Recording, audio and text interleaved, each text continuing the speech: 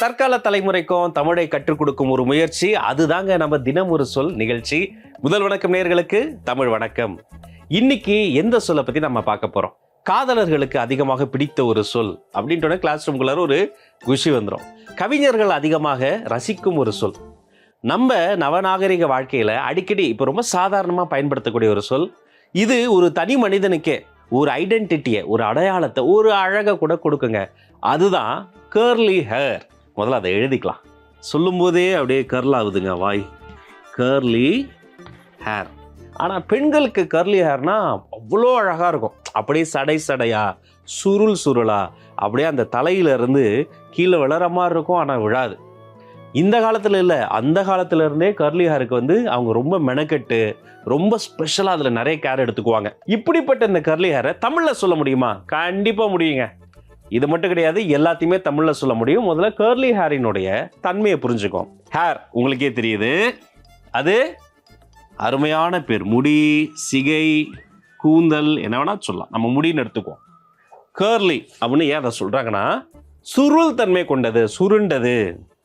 அப்ப நான் எழுதி திரும்புறதுக்குள்ள ஆன்சர் வருது. சுருள் கூட்டல் முடி, சுருட்ட முடி அப்படிம்பீங்க. அது பேச்சு வழக்கில் சொல்றது, சுருட்ட முடி, சுருட்ட முடின்னு.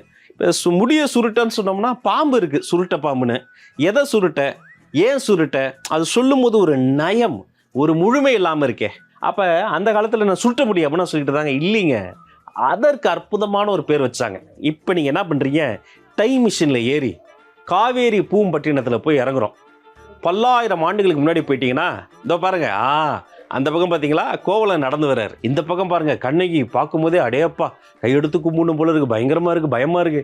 இந்த பக்கம் யார்ப்பா அது டான்ஸ் ஆடிட்டு இருக்கிறது? அவங்க தாங்க மாதவி. மாதவி எவ்வளோ அழகா இருந்தா.